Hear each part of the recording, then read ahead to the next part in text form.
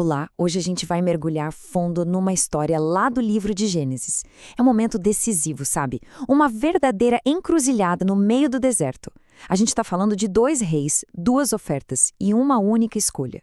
Uma escolha que não só definiu o caráter de um homem, o Abrão, mas que ecoou por gerações. Bora entender o peso dessa decisão.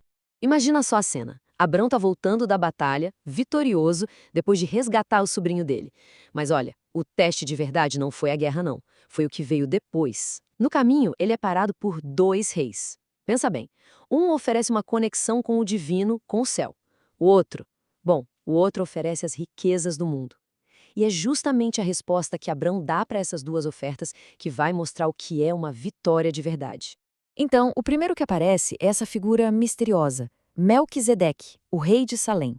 E assim, ele não é um rei qualquer não. A chegada dele já mostra um tipo de poder, um tipo de riqueza que é totalmente diferente do que o Abrão vai encontrar logo em seguida. É um encontro que mexe com a alma, sabe? Não tem nada a ver com dinheiro. E é aqui que está o pulo do gato, o detalhe que muda tudo. O título do Melquisedeque não é só rei, é sacerdote do Deus Altíssimo. Isso coloca ele num outro patamar, bem acima da política, do poder aqui da Terra. Ele age com uma autoridade espiritual, representando aquele mesmo poder maior ao qual o próprio Abrão tinha dedicado a vida. É como se ele fosse um reflexo do sagrado. E a oferta dele, o que ele traz? Esquece ouro, esquece joia. Melquisedeque chega com pão e vinho. Simples assim. As coisas mais básicas da vida, né? Isso não é um pagamento, é sustento. Não é um prêmio de guerra, é comunhão.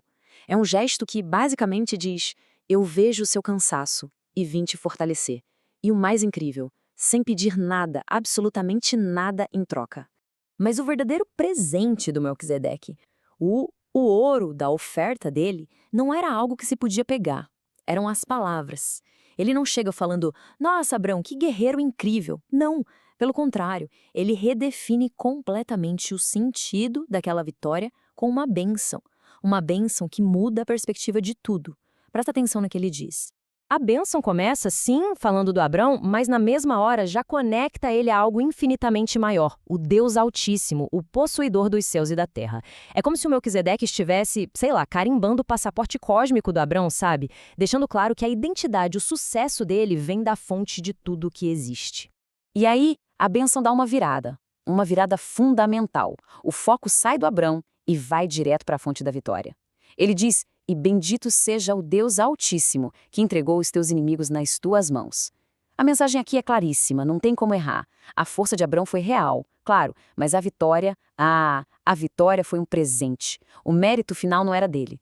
E aí fica a pergunta, né? Como é que se responde a uma bênção dessas? Uma bênção que coloca a vida inteira em outra perspectiva. A resposta do Abrão não veio com palavras, veio com uma atitude. Uma atitude poderosa e, mais importante, imediata. O que ele faz? Abrão dá para o Melquisedeque a 10ª parte de tudo que ele ganhou na guerra. E olha, isso não é um imposto. Longe disso. É uma declaração. É um gesto físico que grita: eu entendi o recado. Eu reconheço que essa vitória não é 100% minha. É a forma dele de literalmente assinar embaixo da bênção que ele acabou de receber. Mas assim que esse momento sagrado termina, a cena muda. Um novo rei se aproxima, vindo daquela cidade de má fama, Sodoma.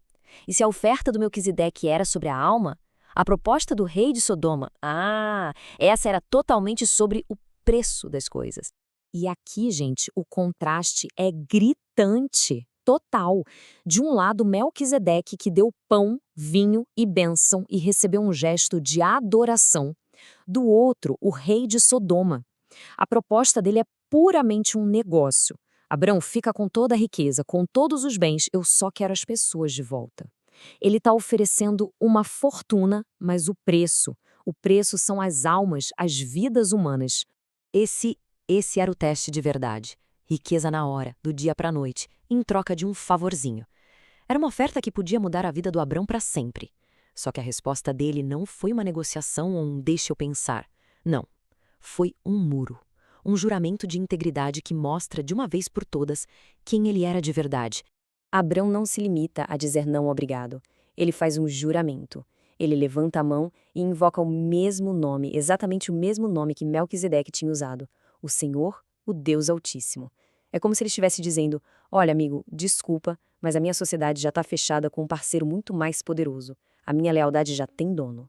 E aí ele usa uma imagem que, sinceramente, é inesquecível, desde um fio até a correia de um sapato. Para e pensa no que isso significa. Ele não aceitaria nem o que fosse lixo, nem a coisinha mais insignificante que viesse do Sodoma. É uma recusa total, absoluta. Não deixa a menor brecha para dúvida. Mas por que ser tão radical assim? O próprio Abrão explica o motivo. Ele está protegendo a própria história. Ele se recusa a dar qualquer chance para o rei de Sodoma lá na frente poder bater no peito e dizer: fui eu que enriqueci o Abrão. Ele está garantindo que os créditos pela prosperidade dele fossem para um único lugar, e esse lugar, com certeza, não era o trono de um rei terreno.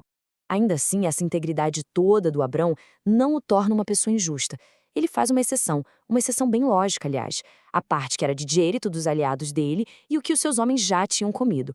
O voto era pessoal, era dele. Ele não impõe a convicção dele para os outros, mostrando que integridade de verdade também é saber respeitar o direito de cada um. No fim das contas, a escolha de Abrão se resume a isso, né? De um lado, a bênção de um rei que deu a ele um propósito. Do outro, a riqueza de um rei que, no fundo, queria ser o dono dele. A decisão que ele tomou ali, naquela encruzilhada empoeirada, levanta uma questão que atravessa os séculos e chega até a gente hoje. O que, de fato, vale mais? Uma bênção que define quem somos ou uma fortuna que pode nos comprar?